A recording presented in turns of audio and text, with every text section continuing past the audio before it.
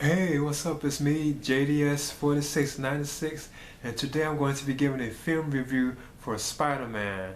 And this, of course, is based on the Marvel Comics superhero of the same name. Now, this film was originally released in 2002, but I've decided to go ahead and give like a review for it. I guess you could say like a retro review for it, Now, this was directed by Sam Raimi, and then you have like Tobey Maguire in the role of Spider-Man Peter Parker. And then you have Kirsten Dunst in the role of Mary Jane. You have James Franco in the role of Harry Osborn. You have William Dafoe in the role of Norman Osborn, who eventually becomes the Green Goblin. And then you have I forget her name, the woman as Aunt May. Yeah, you have Rosemary Harris in the role of May Parker, who is of course Peter Parker's aunt, and you have J.K. Simmons as J. Jonah Jameson. Now, this film, I remember my anticipation for this film, like years ago. I couldn't wait to see it because Spider-Man is my second favorite superhero after Batman. And when I was reading like comic books, and I still do read them, but during my comic book heyday, I was mostly reading like Spider-Man comic books. So yeah, I was really looking forward to like seeing this film because I was always reading like comic books like in the early 90s. I used to read like tons of like Spider-Man comic books. So I was really looking forward to this film. And I remember at one point that James Cameron, he was actually slated to direct the film, and this was after he did like the Terminator films and Aliens and stuff like that. They had him marked, and he always had an interest in doing the a Spider-Man like motion picture, film based on the character created by Stan Lee. But yeah, this film, I think this is like a faithful film adaptation of the Marvel comic superhero, that Stan Lee and I forget the other guy's name, that co-created Spider-Man. This is like a faithful adaptation of the comic book. In the film, you have like an origin tale about like Peter Parker, how he gets bitten by the spider, and that's how he gains like the spider-like powers such as like wall crawling, and like spider sense. Another thing I'm kind of interested in too and curious about. Agility, even has like super strength too as well. Now what kind of set this apart from the comic, which I'll touch on kind of later, is like stuff like how like Peter Parker himself or Spider-Man himself been able to shoot like webs. Like in the comic books, he actually had like Peter Parker actually made his like web shooters, like web shooters, some like cartridges and stuff, where he used like web fluid cartridges, and he always had to reload them whenever he ran out of like web fluid to shoot the webs. But in the film, which is kind of cool, I thought was kind of cool. The spider that he got bitten by in the film is different. It's a genetically altered spider, whereas like in the comic book it was a radioactive spider. But in the film, it's a genetically altered spider that bites Peter Parker. So that kind of explains why, it kind of makes sense for him to actually be able to shoot the webs actually out of his hand, which I think is kind of cool. It makes sense. Why not give him the actual ability to actually shoot the webs out of his hands, instead of him actually have to make his own web shooters, like the comics. But it would have been more cooler, because I was kind of against it at one point, but it seemed kind of cool that he actually was able to shoot it out of his hands. But yeah, you have the origin tale of him getting bit by the spider, and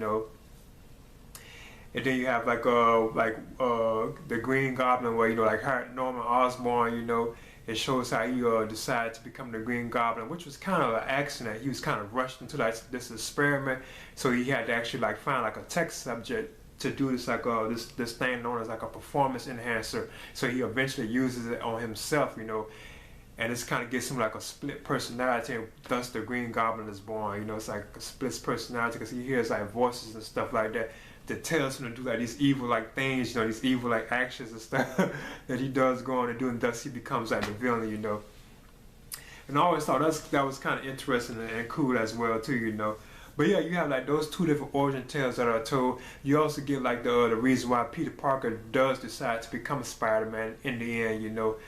Like once he after he's getting bitten by the spider, and this of course takes place during like the high school years. Like I think, yeah, like Peter is still like in high school, if I'm not mistaken. Yeah, this night he hasn't gone to college yet. But yeah, he like when he gets bitten by the spider, he decides to use his powers, to, to actually like in this wrestling match to be able to buy this car, so he can actually go after the girl of his dreams, who is Mary Jane. I touch on that too as well. Mary Jane, she's like the girl that he's always been like attracted to ever since he was like a very real young kid. So he decides to use like this new spider-like powers that he has gotten in this wrestling match to take out this wrestler, and who was played by the Macho Man, Randy Savage. He's passed away. Sad to say. But I thought he was kind of funny. He's kind of funny in that scene. But yeah, he defeats the guy. He defeats the wrestler. And he's supposed to get $3,000 for beating this guy, but he didn't. Like the guy who actually put the ad in the paper, he didn't give Peter Parker the $3,000 for doing this because of the fact that he was supposed to beat him. He was supposed to last for like 3 minutes in this battle with Macho Man, with the wrestler, But instead, he beat him in like 2 minutes. So the guy just throws him $100 instead of $3,000.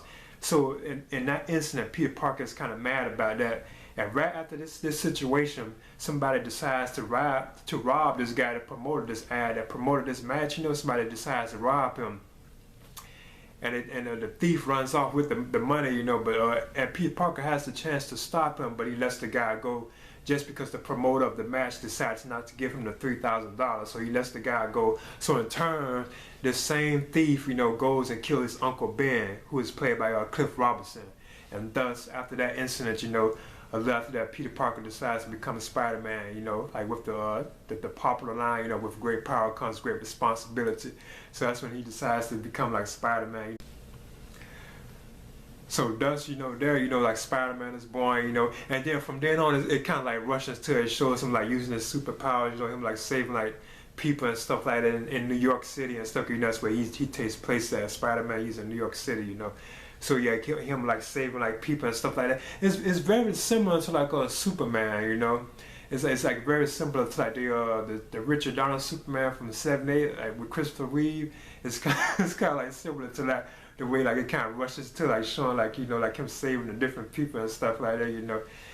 Thus he actually have like then he has like a confrontation with the Green Goblin, and thus and the plot goes on with like the Green Goblin. He eventually wants Spider-Man to join him and they be together, and stuff like that. But of course, Spider-Man against it. He doesn't want to join the Green Goblin. So then the Green Goblin wants to take Spider-Man out. And then eventually he learns Spider-Man's true identity, which I thought was kind of cool. And all that stuff kind of borrowed from the comic books, It borrowed like a lot of info from like the comic books, but some of it was like altered to a certain extent, But yeah, I thought this film was this was a good a good well film. I thought Sam Raimi did a good job with like directing it, and he was known for doing like the Evil Dead films, like Darkman and stuff like that. So I thought he did a good choice. He was a good choice for this film, as far as like direction. Like like some of the scenes, like where it's overlooking like New York City, or some like the action sequences, they were kind of well done, Like I thought like the performances, say like Tobey Maguire in the role of Peter Parker as Spider-Man, I thought he was cool, especially like in the role of Peter Parker. I thought he had like some interesting and well acted like scenes, But at the same time, when he's like Spider-Man, it's like I remember they were saying this when the film was released, you can't really see any kind of emotion or anything like that, because his face is like covered. So when he's like talking and stuff, it seemed kind of odd. Like he said, "Hey, I'm here, Spider-Man." It's like it's like this. "Hey, I'm Spider-Man. Hey, what's up?" It's like you can't see no emotion. So that does kind of like throw it off to like a certain extent, And I thought William Dafoe, I liked his performance as Norman Osborn, the Green Goblin. I thought he did good. He kind of reminds me of the Joker to a certain extent. I liked him when he was like Norman Osborn. Plus when he was in like the Green Goblin persona, I thought that was kind of cool too as well, Then I thought Kirsten Dunst, she had like a laid-back performance in the role of Mary Jane, which I thought was kind of cool and interesting, And she's out trying to pursue like an acting career in the film, as well. And it's kind of like failing, and plus there's stuff going on with the people that she lives with and stuff like that, and so on, I thought it was kind of interesting. And I thought her performance, it was kind of like chill and like cool. I thought it was kind of like, interesting, And I thought Rosemary Harris, I think that was her name, in the role of May Parker. I thought she was kind of she was interesting as well. I thought she was a good May. She had like the elderly experience, and those kind of scenes where like her and Tobey Maguire, I kind of liked their chemistry, like the chemistry that they had, like Aunt May and Peter Parker, just like the comic books. It was kind of interesting, you know. And I thought Cliff Robinson, he wasn't on screen that long, but in the role of Uncle Ben, that was kind of fun and interesting. And he did give like good advice to like Peter Parker, you know. And that's why Peter Parker did decide to become Spider-Man in the end, you know. And I thought J.K. Simmons as J. Jonah Jameson, like the editor, the main, the boss basically at the Daily Bugle. I thought he was kind of cool, cool, like a funny, interesting as well. You know, he did a good job in the film too as well. You know, I thought he was kind of cool. Now you also have like cameo appearances by like Bruce Campbell. He's like a Sam Raimi like regular. You know, he was like Ash in the Evil Dead films. You know, he shows up in here as well. You know. But and you also have like a cameo appearance by Stan Lee too as well. He pops up in like a scene with Spider-Man battling the Green Goblin. Their first battle too. As a matter of fact, this is when Osborn targets like the Oscorp board members. That's when he shows up or whatever. Like Stan Lee. It's like a quick cameo appearance. But the film, it had some spectacular like action scenes, you know, they were cool. And I remember at the time a lot of people was talking about like the CGI effects of like Spider-Man swinging around the city and stuff. It looked kind of like fake and stuff. And that was kind of true, you know, but it still looked kind of cool. And it still gave like a nice comic book touch too, like colorful look to it, you know. Which I thought was cool, you know, and it was so cool seeing Spider-Man like in action too, especially at the time when I first saw it like in theaters, because I was like a big fan of the comic books, you know. So even like the animated series they had back in the early 90s, so it was kind of cool, you know, seeing like him like in live action mode, you know, fighting the Green Goblin, you know. Now another thing I thought was kind of off, and I liked how they stayed true with like the suit of Spider-Man, how they kept it just like the comic books versus say like the Batman films, how they made him like black and stuff, which is still cool, you know, but it kind of like deterred from having like the gray and like blue cape and stuff like that, you know. I thought that was kind of like cool. They didn't go that route and make Spider-Man suit like black or something like that, you know. Which I ain't gonna touch on that, you know. Obviously, you know who that would have been, but I like how they kept it like his true appearance, how he looks in the comic books. I also thought James Franco as Harry Osborn. Now that was the Osborn that I was really familiar with, as far as like in the comic books. I thought he was like decent in the role, you know. And it took time to build these roles because, you know, they had 2 more films planned after these, so it was kind of cool seeing him like grow into like the other roles, you know. But I thought he was like pretty decent as Peter Parker's best friend, you know, Harry Osborn, you know. And he does become the second Green Goblin, because when I was actually reading the comic books, that's when he became the second Green Goblin, you know. He was the second Green Goblin during the era when I was reading Spider-Man comic books, because like Norman Osborn, he was already like gone, you know. But yeah, I thought he did a good job on it, you know. As far as like you have like other people in this film too as well, you know. Other admirable performances, you have like Bill Nunn in the role of Robbie Robertson, like one of the editors at the Daily Bugle, who kind of gives like Peter good advice and stuff like that. He was kind of cool, and he's very popular. Well, he's popular, you know. He's known for like being in other films too as well. So I just wanted to give him a shout out too, you know. Oh yeah, another thing. Yeah, this is like the particular version I had of the Spider-Man like film. I don't have like the Blu-ray. But this was like part of a deluxe edition though that I got. I think this was released during like part 2 or part 3 if I'm not mistaken. It was like a deluxe edition because they also came with this other disc, you know, which was like part of like the collection, like, you know, which was considered the deluxe part of it, you know. It was basically like 3 discs, but yeah, this is the version I had of it, which was 2 discs, you know, just like the other ones were, you know, as you can see. One has Spider-Man on it, and one has like the Green Goblin on it. Alright.